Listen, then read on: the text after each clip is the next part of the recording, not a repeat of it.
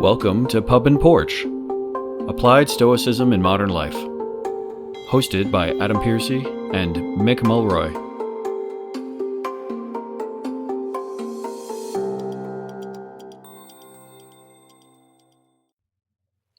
Welcome back to Pub and Porch, Applied Stoicism. I'm your host, Adam, with my co-host, Mick Mulroy. Today marks a very special occasion for us, which I think many Stoics would say, oh, it's just another day. But for Mick and I, this marks our 52nd episode, which means it's been 1 year since we started. And I was talking with Mick offline a little bit about this, and we thought we'd do what I tend to call this a pulse check, which is like a status check of how are we doing, how do we feel, what are we thinking about stuff we've done and stuff that's coming up in the future.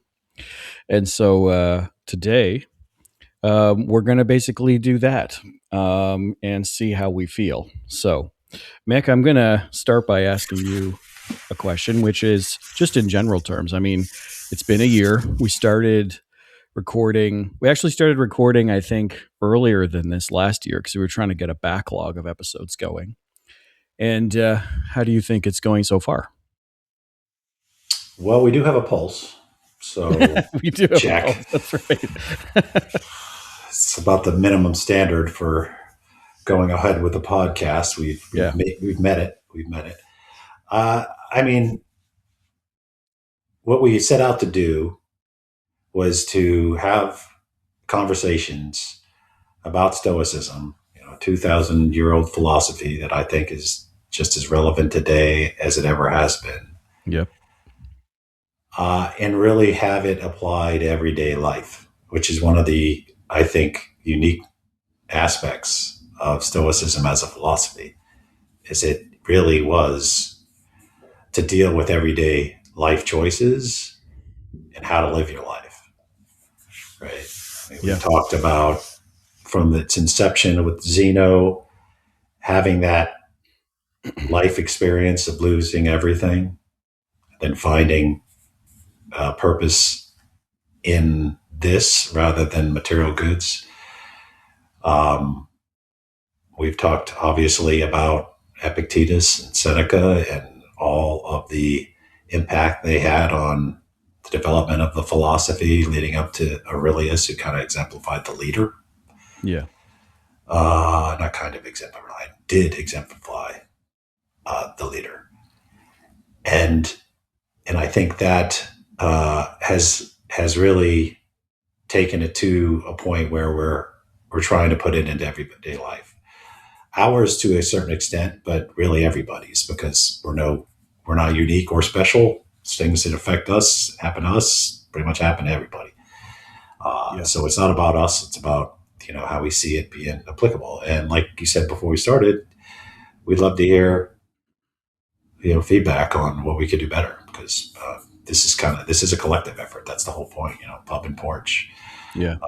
And the term, for those who haven't heard us describe it, we picked that one because I used to go to this Irish pub in Athens that just so turned out, it's called the James Joyce, turned out to be directly next to where they are excavating the Porch, right? I always knew I liked that pub for a reason.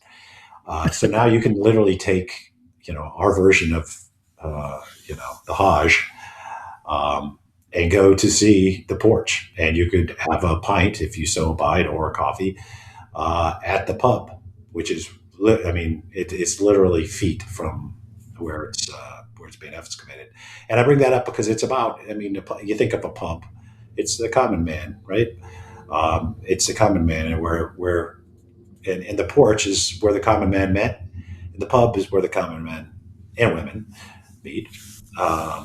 So that's kind of the whole concept. So that I think we've done what we set out to do. I believe, and I think next year I would really like to see how we can mold this into something that it gets to younger people, because the next generation is what I think everybody who's older should focus on, and how it's going to play out in modern society. I would like to see a movement that impacts future leaders. right? Use meditations as a guide, but not just meditations. There's a lot of modern Stoic examples, whether it's Yeah. you know, Stockdale, Jim Mattis, Nelson Mandela.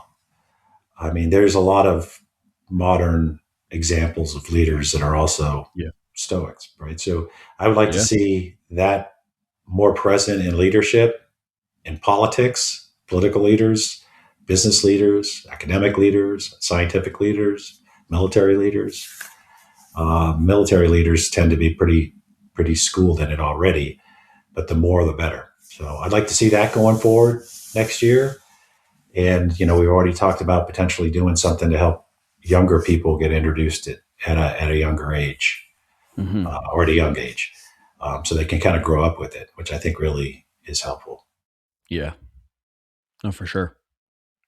And I think, for me, I would echo a lot of the sentiments that you were saying. I also, I mean, it's interesting when I think back to this, right? Because it actually started because you approached me about it. I remember you asked me about it, and we had stayed in contact since we had been on episodes of Modern Stoicism podcast together.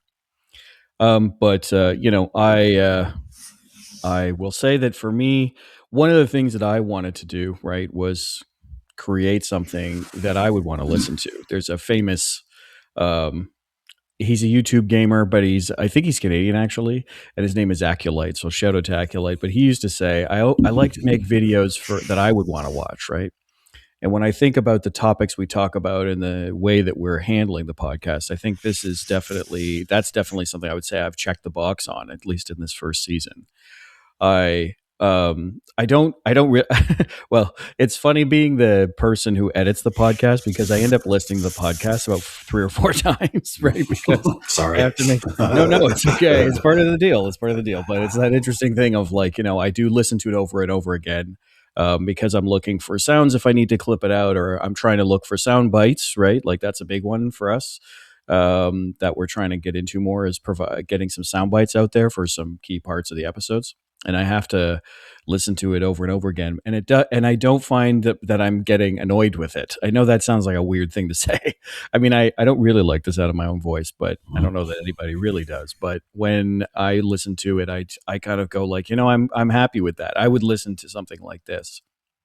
And I think the other thing is you and I never chose. We're not slamming other podcasts or anything like that when we say this, but you and I definitely spoke at the start that the applied part, right? So actually, and I think there's an interesting history on the name there. So Pub and Porch came more from Mick, right? I remember you had a bunch of ideas, and then I very early on liked calling it applied stoicism. Now I work in the applied sciences, so it kind of is that thing of like, you know, physics is great until you try to create a product and use it, and it's not as easy. So that's applied sciences. And so Yeah. I was the one who came, and we worked together on it. You and I mean, I hope I'm not misspeaking on that. We worked together on it, but the second part of the title, the applied stoicism part, I think the applied part was something that really jumped out at both of us early, right? Like we do have, as we would call it, our classic episodes, right? Where we're talking about Zeno or talking about Zeno's Republic, which I actually think, as you have said in the podcast episode yourself, that it's very relevant today. But at Yeah. the same time, we can also talk about burnout. And the episode on anger that we did was literally an event that happened 24 hours before we recorded the episode. And I walked that topic on with you because I was like, I feel like people are going to go, oh yeah, I've had that happen, right? And so that's the other part of it for me. If I were to really break it down into specifics, is I really have enjoyed the applied part of our episodes that have made me feel like we are doing something that might be a little bit different. Not to distance ourselves from others, but just to say that's the thing that maybe we bring to the table. And I'm very excited. Actually, it was funny. We did an episode where we were recording an episode yesterday to have for our bank of episodes, and I finished it and I was like, man, I feel like we're really rolling now. Mhm. So, but what? How do you feel about it? I mean, like, what? Interestingly, listening back to some of the earlier episodes, I feel like I come off very stilted because I'm very, I end up coming off very formal. But now that we've been doing this a while, like, how do you feel about the way that the recording sessions are going and stuff like that. And how do you feel about the way that we're actually doing this? I think we're getting better. Just like when you do anything Yeah. over an extended period of time, you tend to get better at it. I guess it's really up to somebody else to tell us whether we're getting better at it or not. But Yeah. I agree, but I also, and I like when we talked about with the last episode we did. I mean, this is in the last episode we did was on substance abuse and Yeah. alcohol. I mean, these are things that everybody or most people go through, right?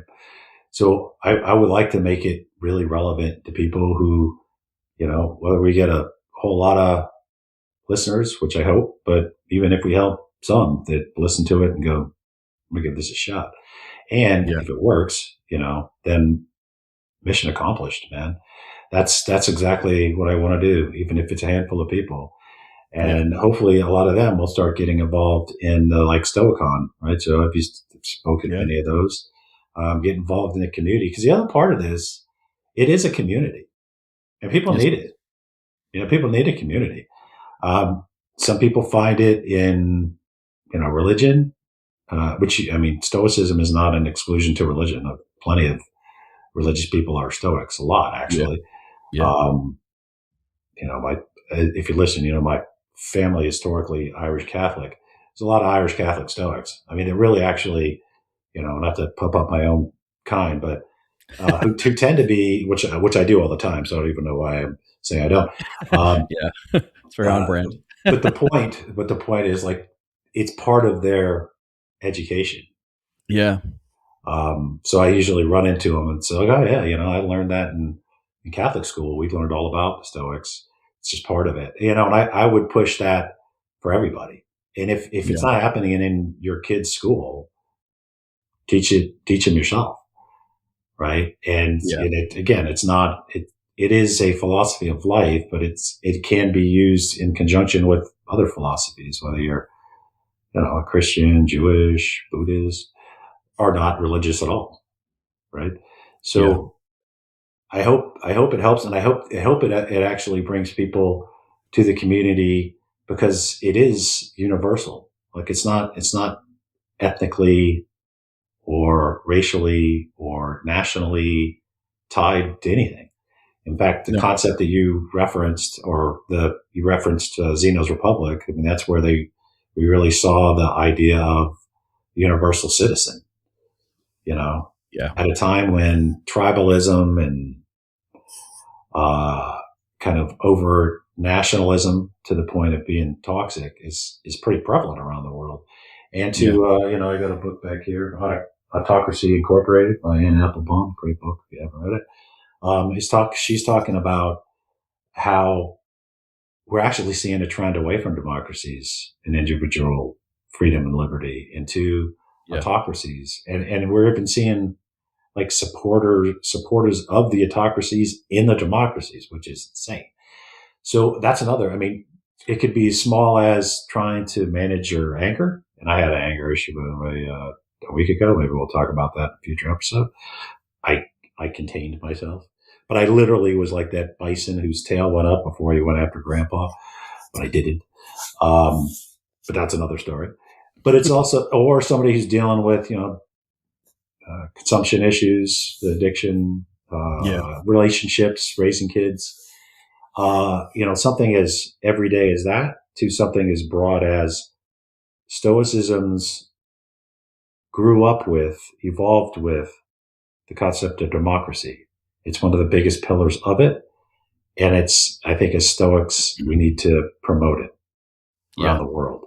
So it's as lofty as that, which is pretty lofty in my estimation. We need another enlightenment, I think, as a human society.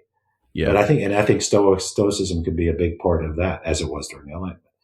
So, I mean, I think it's both going ahead. It is, stuff that helps you deal with on your everyday life. It is something as lofty as a promotion of universal human rights and democratic system of government.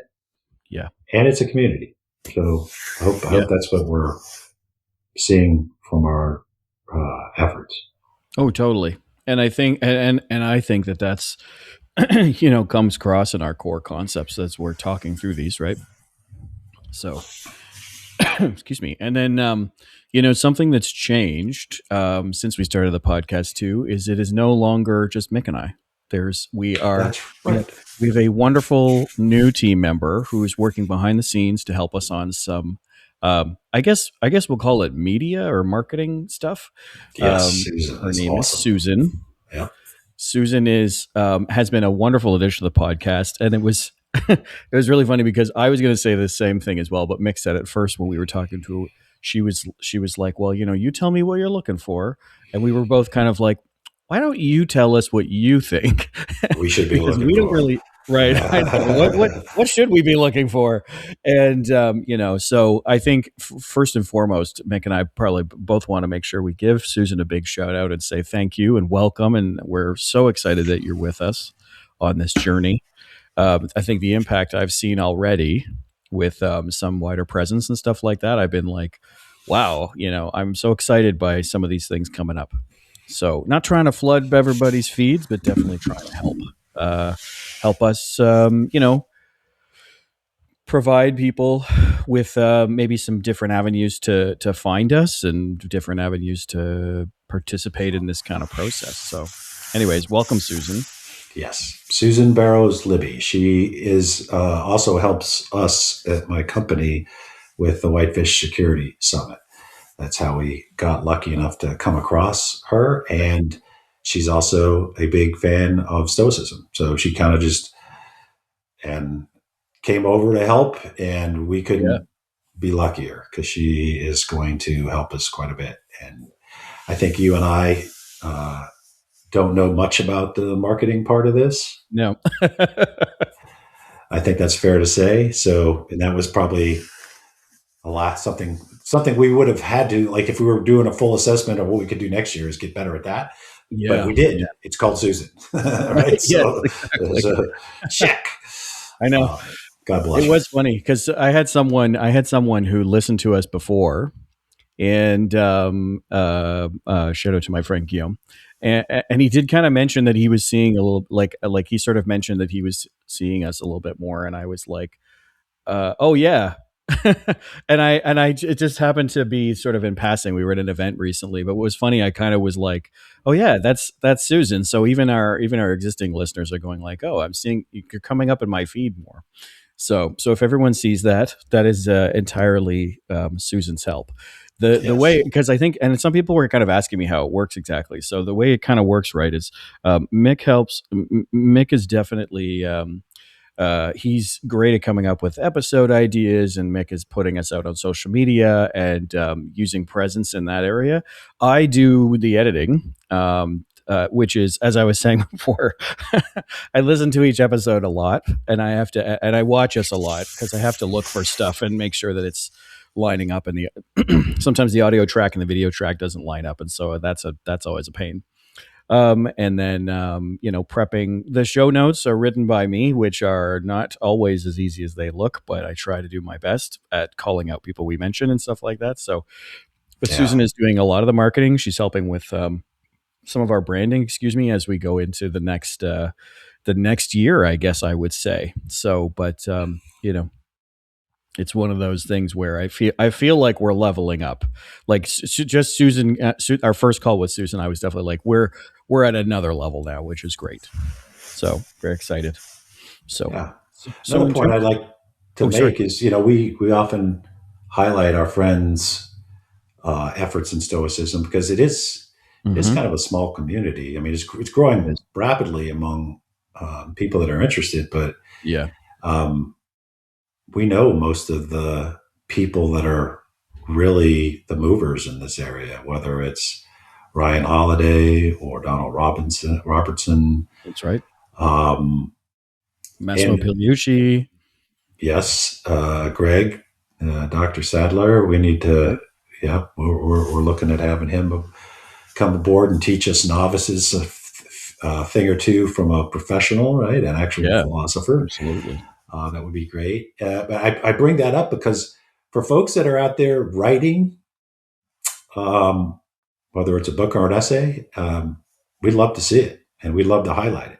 Yeah. We'd like this to be your platform too. And we do. I've had friends, naval officers who've written several. I usually end up with a pile of books because, I put them behind me when I do ABC. Don't tell Yeah. ABC. But I'm trying to see if I have his book up here. Oh, there's how to think like a Roman emperor. Yeah. That's Donald's. Yeah. Yeah, And then, which is always, it's always a funny story when I see that in books, in bookstores, because I was with Donald in Austria when we were prepping all the marketing for that, and I shot all the videos with him. So you can't see me; I'm behind the camera. But yeah, it's interesting seeing those pop up in my feed every once in a while. I'm like, wow, that was like 7 years ago. Yeah, but I think Stoic leader. That's two friends of mine, John Sellers, Professor Sellers, and Justin Steed is the head of the Earliest Foundation. So for those who are so inclined to write books or essays, send them to us. We'd love to hear from you. Yeah. So in terms of, in terms of the future and in terms of what we have planned coming up, this isn't going to be a super long episode. I think it's just a pulse check, but in some ways it's a chance for us to take a step away from our usual episode and see how we're doing so far. But in terms of the future, we're definitely, I think in some ways, and Mick, I'd love to hear from you on this. You kind of mentioned this in the opening as well, but a lot more of the same we're hoping for, but also I think, what's been interesting is we've been doing it. And I think this is pretty normal, right? Is we started doing it and we had a lot of classic type episodes and we focused on sort of broader topics, but we definitely have an episode list that's growing fast for the second season. And we're very excited about that. We're going to be branching, I think, into some newer authors that have some newer books coming out and some new concepts coming out. And I think as well, there is Mick and I have been discussing no guarantees, but Mick and I have just been discussing the option of maybe having some guests on, maybe having some special guests, friends of the podcast, as I like to call them, because as Mick was just saying, we have some prominent voices in our catalog of friends on this topic, and that might be something that's coming up. So, but is there anything is there anything that we've got coming up if in your mind that you're definitely excited to maybe highlight as keep an eye out for the future for our listeners? Well, I mean, I tell you, we can all see what's the challenges that are going on in the world, right? So I would like to see a lot of discussion on how Stoicism could directly impact public policy, and that really starts with getting Stoics into office. To be frank. Yes. Although some might not agree that Stoicism should, I'm not saying like a political party, but it would be great to see candidates that really adhere to the cardinal virtues and that have that kind of base. And no, I'm not talking about me. I'm not running for anything ever. Me neither. I'm just proposing and promoting other people doing that. Me too. I mean, I've been in policy, but what I would like to see is a whole younger generation come up with in that philosophy that it actually go in, because one, we're seeing a pretty strong tilt away from what I would say traditional democratic principles to more authoritarianism around the world, and we don't see the Stoic opposition. Like, where is it, right? You just what is it, Priscus, Helvidius Priscus? I was just reading about him last week. If you're not familiar, Epictetus talks about him in Discourses. He was a Roman senator who it kind of epitomizes which you'd want to see in a political leader. In his case, a Roman senator, first century, who basically said, look, I'm opposed to these authoritarian efforts by Nero. At first was exiled, then came back, and then was it Verispius? Basically said, hey, don't go to the Senate. He's like, I'm a senator, I'm going. Because if you go, don't say anything. Because I don't say anything unless you ask me for my opinion. And then the emperor said, well, I'm going to ask you for your opinion. He said, well, then I'm going to tell the truth. And he said, then I'm going to kill you. And then he did. Oh, Vespasian. Vespasian. Yeah. Vespasian was the emperor. It's Yeah. Helvidius Priscus, I believe. Yes, I think that's the right name. Yeah. Yeah. What I'm saying is there's no Helvidiuses anymore.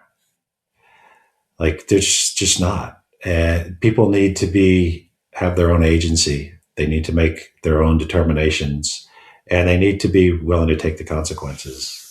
And in political terms, if that means you don't get reelected, so what? I know that's a kind of a lofty thing to dive right into, but that's what I think we're gonna see a lot in the next year. And it's not just the U.S. I know the U.S. tends to dominate discussions around the world, which I'm sure countries are tired of. But it's just that we have such a big global impact. Absolutely. So, I mean, we have populist leaders in Canada and in different provinces as well that are sowing a lot of discord and doing stuff that is, I mean, I would say is, I'll just say it is not above board, and I would like to see this a lot more as well. I think the only thing I would add to this, and you were talking a little bit about, applying to the younger generation. That's something I am excited to figure out, with you and with Susan as we go through this. I think is how excuse me, how do we provide good exposure to this? I was very lucky as a kid that I grew up in a household where the Greek myths were in book form in my basement, and then living abroad and traveling to Greece and Rome, and that's not the only place in the classical world, obviously, but just that's an easy one to mention. Doing that as a kid, right, and being exposed to this and being exposed to Enlightenment authors, because the Enlightenment was very European heavy at the start. I was very privileged to be exposed to that, and I would love to see if we can get younger people today exposed to that in a good way, because I think in many cases people are looking for role models, right?